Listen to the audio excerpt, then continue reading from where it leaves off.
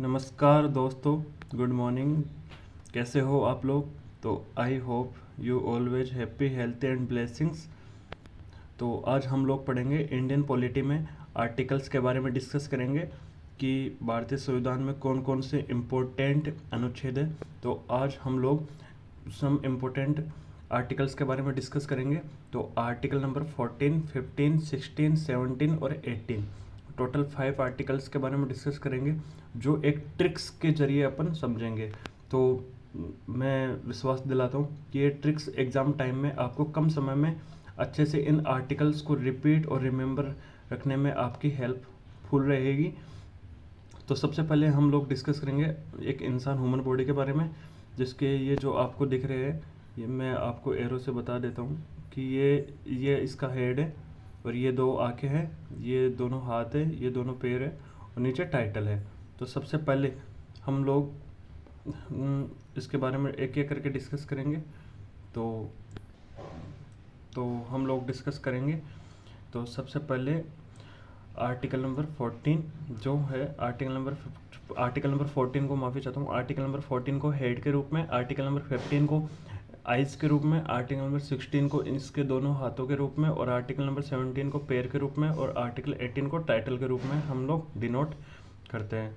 तो एक एक करके हम लोग इनकी समरी और सारांश देखते हैं। सबसे पहले हम लोग समझेंगे कि दुनिया में हर व्यक्ति का स्ट्रक्चर समान होता है। उसका एक सिर, 2 आँख, 2 हाथ और 2 पैर होते हैं। ये नॉर्मली आपको याद रखने के लिए एक ट्रिक्स बनाई गई है कि हर किसी का एक सिर एक समान होता है। यानी जो जितनी भी ह्यूमन बॉडी होती है ना, उनका माइंड तो एक समान ही होता है ना, भले सोचने की क्षमता अलग अलग होती हो। तो सिर एक समान है और आंखें सबको समान देखती है, कोई भेदभाव नहीं करती। हाथ काम करने के लिए होते हैं और पैर हम बड़ों के पैर छूते हैं, यानी किसी के साथ छुआछूत नहीं करते। तो main point is non touchability. और आर्टिकल नंबर 18 है जो है उपाधियों के अंत के बारे में।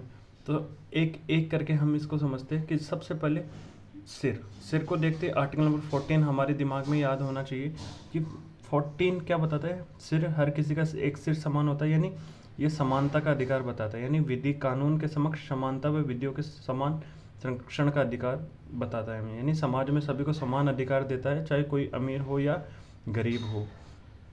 और सेकंड पॉइंट है आंखें, जो आर्टिकल 15 बताता है। आंखें सबको समान देखती है, कोई भेदभाव नहीं करती, यानी भेदभाव के खिलाफ है। प्रोहिबिशन ऑफ डिस्क्रिमिनेशन, यानी धर्म, जाति, लिंग, जन्म स्थान या इनमें से किसी भी आधार पर भेदभाव नहीं हो। ये कौन बताता है? आर्टिकल नंबर 15, यानी आंखें।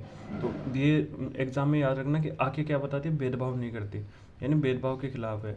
अब आर्टिकल 16 जो हाथ, अब हाथ किस लिए यूज करते हैं? काम करने के लिए तो यूज करते हैं, यानी सबको नौकरी और अवसर काम में समानता होनी चाहिए। अब जैसे मान के चलो हम बड़ों के पैर छूते हैं, तो एक सेकंड, जैसे मान के चलो हाथ है, अभी सबको नौकरी और अवसर काम में समानता होनी चाहिए। सार्वजनिक रोजगार के मामले में तो हाथ काम करने के लिए यूज होते हैं।